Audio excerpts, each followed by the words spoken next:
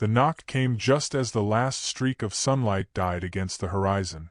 Elias Boone, age 30, lifted his head from the chair beside the fire, the slow rhythm of the evening broken by that hollow sound, a single, hesitant rap against the wood. Outside, the wind dragged its long fingers through the grass, and the air smelled of rain and dust. He hesitated. Few souls ever rode this far up the ridge after dark.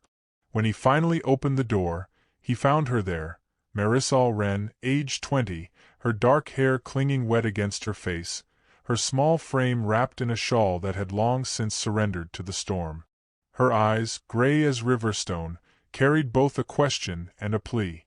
"I have no one," she whispered, voice barely standing. "Please, make me your wife." The words felt too large for the silence they entered. Elias gripped the edge of the door, unsure if he'd heard her right. Behind her, the plains stretched empty, just the wide dark mouth of the valley and the smell of wet sage. He wanted to ask who she'd lost, where she'd come from, but her trembling made questions cruel. Instead, he stepped aside. The rain hissed as she crossed the threshold. The cabin, small but clean, filled with her shivering breath. He poured her a tin cup of coffee, his hands awkward in the quiet. The firelight caught her cheekbones, fine, proud lines dulled by exhaustion. She drank as though she hadn't tasted warmth in weeks. After a long silence, she began to speak. Her tribe had been struck by fever, she said. She buried her mother herself, her hands raw from the frozen dirt. The others scattered to survive. The towns along the river turned her away, some with words, others with stones. Her voice broke only once when she said, "The nights are longer when no one calls your name." Elias listened, the weight of her story pulling at something deep in him. He had known a different kind of emptiness. His wife, Sarah, taken 3 winters past by childbirth and cold. Since then, he had spoken to no one but the wind. He'd heard gossip in town, men saying he'd lost his mind, that a man who lives too long with ghosts starts to resemble one. But standing there, watching the faint light of the fire flicker against Marisol's face, he felt something stir, a faint echo of belonging.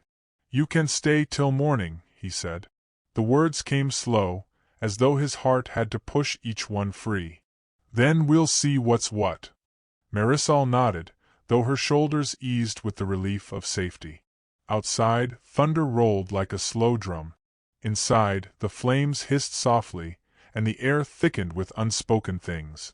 Elias sat by the window, keeping his rifle near but untouched, and listened to her quiet breathing as she fell asleep beside the dying fire. He told himself it was only for one night. But even as he did, a strange certainty grew in him, that when dawn came, he would not want her gone. Morning rose pale and thin, the sky bruised with leftover rain. Marisol was awake before him, sweeping the hearth with a branch broom she'd found outside. The sight startled him, the easy grace with which she moved, as though she'd lived there her whole life. She smiled faintly when she caught his gaze, but her eyes dropped quickly, shy under his attention. For a moment, the world seemed fragile enough to keep. By noon, the first whispers reached Redstone Valley. Mrs. Avery saw a woman's shawl hanging to dry on Boone's porch. At the general store, her voice carried like wildfire.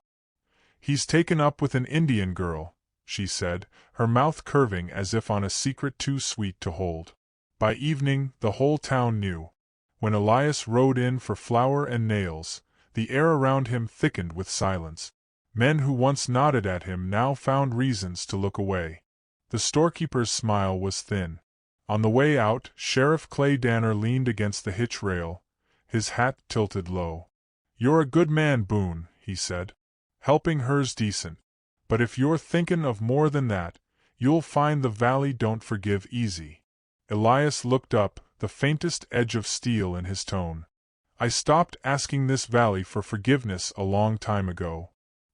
He turned his horse and rode home before the sheriff could answer. That evening, he found Marisol sitting on the porch, mending a torn sleeve. Her fingers were quick, steady. The sunset lit her hair in ribbons of bronze. "They'll talk," she said softly, not looking up. People always talk. They'll stop, he replied. No, she said, almost smiling. They'll just grow quieter about it. He laughed once, short, surprised by it. For the first time in years, it didn't sound bitter. Later, as dusk folded into night, she spoke again. I can go, she murmured. You've been kind. I don't want to bring you ruin. Elias set his cup down. If folks want to talk, he said, let them choke on their own words. His voice shook slightly, not from anger, but something braver. He stepped closer, the air between them alive with unspoken feeling. Marisol Wren, he said slowly, would you let me be your husband, for truth, not charity? For a heartbeat, the world seemed to stop breathing. Then she nodded, tears bright in her eyes. Yes, she whispered. Before the night was done, he saddled his horse and rode through rain that fell like needles. At the small white church on the edge of town, Pastor Graham answered his knock, hair tousled from sleep. It's late, Boone, the pastor murmured. What's this about? Elias stood dripping on the wooden step. We need a wedding before dawn. Inside, candlelight flickered across the worn pews. The pastor hesitated. You know what folks will say. Let them say it, Elias replied. They'll tire sooner than truth will. When Marisol entered, barefoot, wrapped in his coat, the pastor's breath caught. She looked neither frightened nor ashamed. The Bible trembled slightly in his hands as he began the vows. Do you, Elias Boone, take this woman to be your lawfully wedded wife? I do, he said, voice steady as the rain. And do you, Marisol Wren, take this man? Her eyes lifted, gray fire beneath the candlelight. I do. When the pastor declared them husband and wife, Elias did not rush to kiss her. He only pressed his forehead to hers and whispered, You're safe now. Outside, thunder rolled again, softer this time, like a benediction. Mrs. Avery, who had followed in secret, turned away before the ceremony ended. Her face, half hidden by her shawl, was wet. The following weeks tested them like the desert tests rain. Some days, Elias returned from town with bruised pride, others with nothing at all. But Marisol met each day with quiet resolve.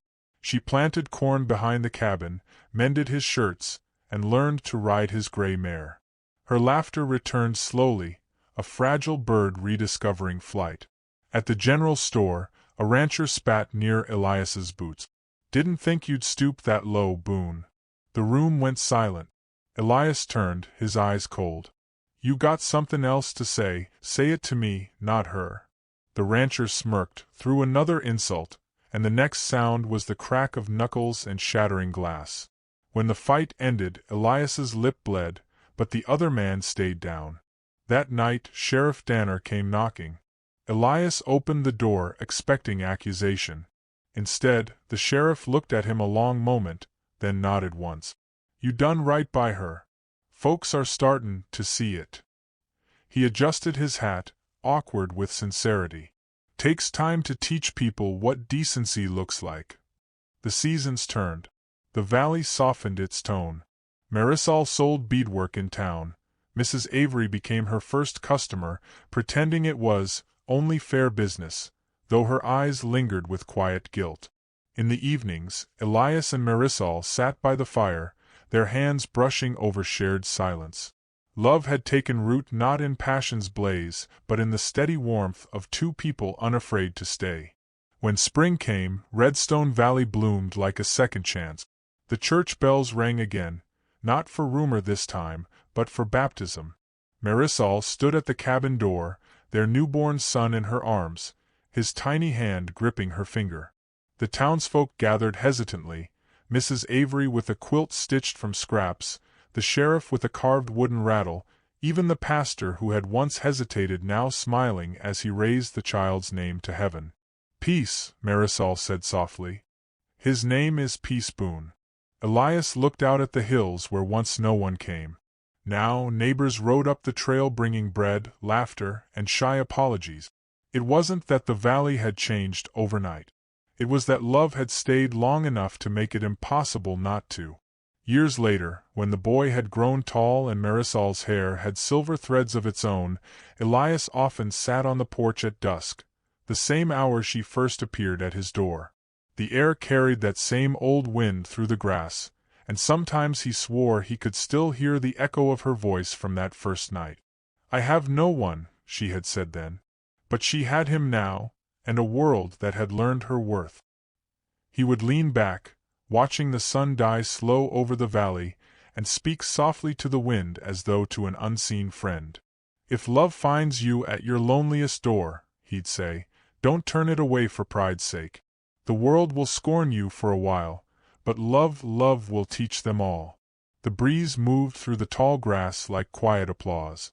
The sky burned to gold, and somewhere inside that light, Elias Boone could almost hear the faint laughter of the woman who once asked for shelter and gave him back his soul.